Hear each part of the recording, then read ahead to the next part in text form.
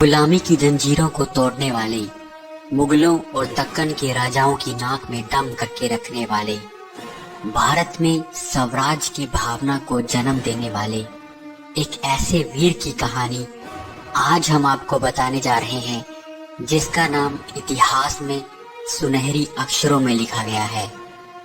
जिस समय लगभग पूरे उत्तर भारत पर मुगलों का राज था, जिस समय हिंदू धर्म खतरे में था, जिस समय भारत के अधिकतर राजाओं ने मुगलों की अधीनता स्वीकार कर ली थी, उस समय एक चिंगारी भारत के दक्षिण में जल रही थी, जिसने भारत में हिंदवी स्वराज के लिए लोगों के मन में उत्सुकता पैदा की। इस राजा का राज्य भले ही बड़ा नहीं था, लेकिन इस राजा ने जिस विचार को जन्म दिया, उस विचार ने भारत में मराठा साम्राज्य का शासन दक्षिण से लेकर पाकिस्तान तक कर दिया था। आज हम आपको बताने जा रहे हैं भारत के एक ऐसे वीर की कहानी, जिसके लिए लोगों के मन में आदर, सत्कार और प्यार आज भी जिंदा है।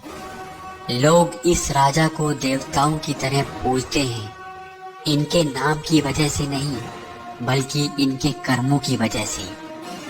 मराठा साम्राज्य के सबसे पहले छत्रपति महाराज शिवाजी का जन्म 6 अप्रैल 1627 में शिवनेरी दुर्ग, पुणे में हुआ था।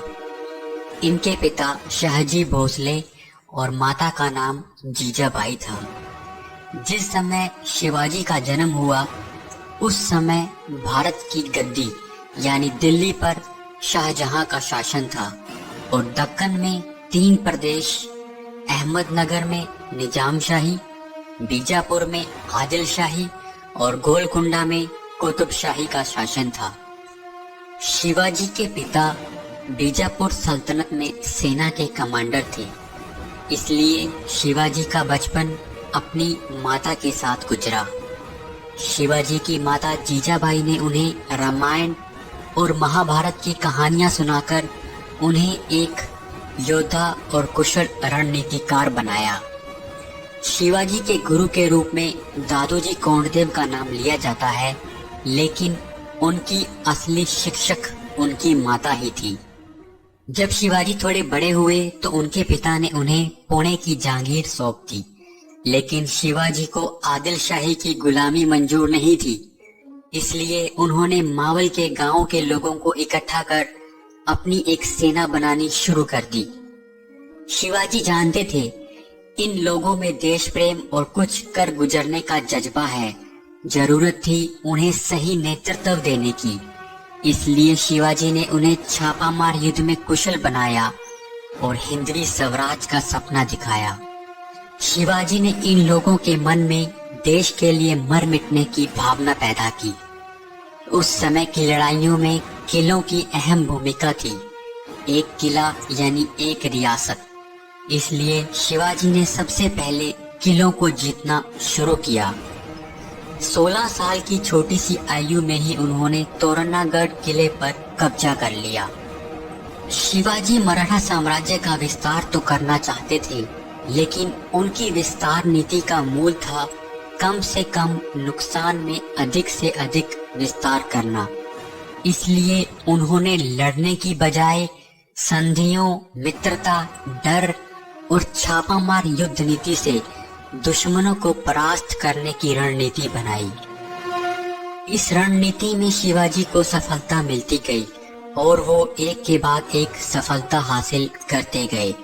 इसके बाद शिवाजी ने खुद का किला, जिसे किला रायगढ़ कहा जाता है, उसका निर्माण शुरू करवाया, जिससे बीजापुर के सुल्तान क्रोधित हो गए और उन्होंने पहले शिवाजी के पिता को अपने पुत्र को समझाने के लिए कहा, लेकिन उनके असमर्थता जताए जाने पर उन्हें गिरफ्तार कर लिया गया। इसके बाद शिवाजी ने किलों पर आक्रमण बंद कर दिया और अपने पिता के रिहा होने के कुछ समय के बाद फिर से अपना विजयी अभियान शुरू किया। दक्षिण में शिवाजी की विजय में सबसे बड़ा रोड़ा जावली के राजा चंद्रराव यशवंत मौर्य थे।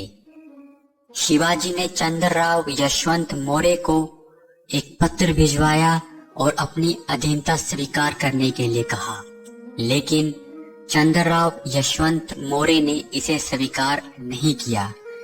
इसके बाद शिवाजी ने अपने एक रक्षक को भेजकर यशवंत मौर्य पर हमला करवा दिया और जावली पर कब्जा कर लिया।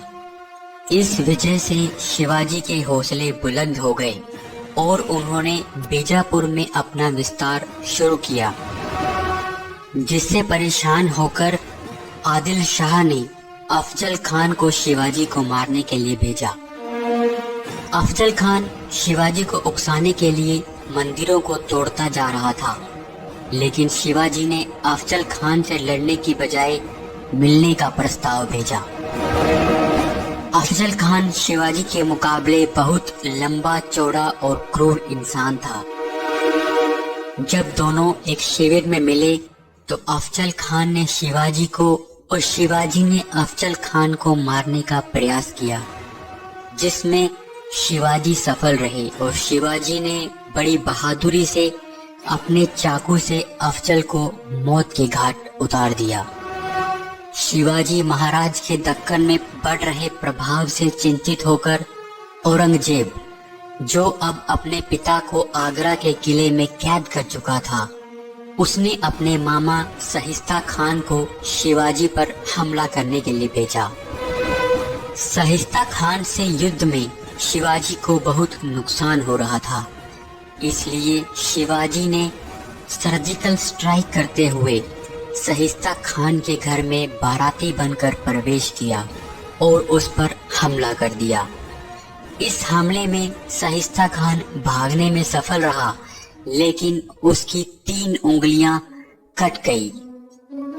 सहिस्ता खान को हराने के बाद पूरे दक्कन में शिवाजी के नाम का डंका बजने लगा। अब शिवाजी को अपने राज्य का विस्तार करने के लिए धन की आवश्यकता थी, इसलिए उन्होंने सूरत शहर पर हमला किया, जिससे औरंगजेब गुस्से से तिलमिला उठा और उसने आमेर के राजा जयसिंह को शिवाजी के खिलाफ लड़ने भेजा।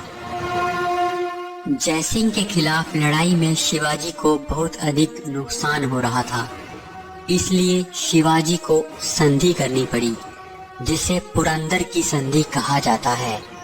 इस संधि के अनुसार शिवाजी महाराज को बहुत से किले औरंगजेब को वापस करने पड़े और औरंगजेब का बीजापुर के खिलाफ साथ देना पड़ा।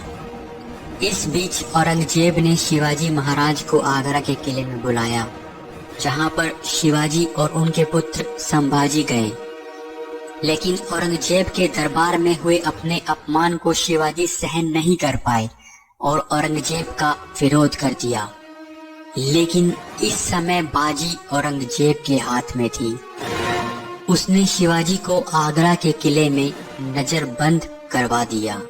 ये औरंगजेब की बहुत बड़ी भूल साबित हुई, क्योंकि शिवाजी तो शिवाजी थे। अपनी कुशल रणनीति की वजह से और अपने लिए लोगों के दिल में प्रेम की वजह से वो अपने पुत्र के साथ सकुशल वहां से भागने में सफल रहे और वापस आकर 3 साल तक शांत रहने के बाद फिर से चुनौती के लिए तैयार हो गए। इसके बाद शिवाजी ने फिर से सूरत पर हमला कर औरंगजेब को अपनी उपस्थिति का एहसास करवाया, लेकिन इस समय शिवाजी को अपने मराठा साम्राज्य के लिए एक आइडियोलॉजी तैयार करनी थी और उन्हें खुद पर गर्व करने का एहसास करवाना था। इसलिए शिवाजी ने रायगढ़ के किले में खुद का राज्याभिषेक करवाकर खुद को छत्रपति राजा घोषित किया। शिवाजी ने समुद्री रास्ते से अपने राज्य की रक्षा करने के लिए नौसेना का गठन करवाया, जिसके कारण उन्हें फादर ऑफ इंडियन नेवी भी कहा जाता है। शिवाजी ने अपने शासन को संभालने के लिए 8 मंत्रियों का गठन किया, जिन्हें अष्टप्रधान कहा जाता था। जिनमें पेशवा सबसे प्रमुख थे। शिवाजी ने सभी धर्मों और स्त्रियों के सम्मान को सबसे प्रमुख रखा। इस तरह शिवाजी ने जिस सुदृढ़ शासन की नींव रखी और जिस विचार को अपने आने वाली पीढ़ियों और भारत के लोगों के लिए रखा, वो आज भी हमारे दिल में जिंदा है। शिवाजी की मृत्यु 1680 ईस्वी में हो गई थी, लेकिन उनकी सोच ने मराठा साम्राज्य को मरने नहीं दिया और बाद में पेशवा बाजीराव ने उनके सपने को एक जबरदस्त उड़ान दी। शिवाजी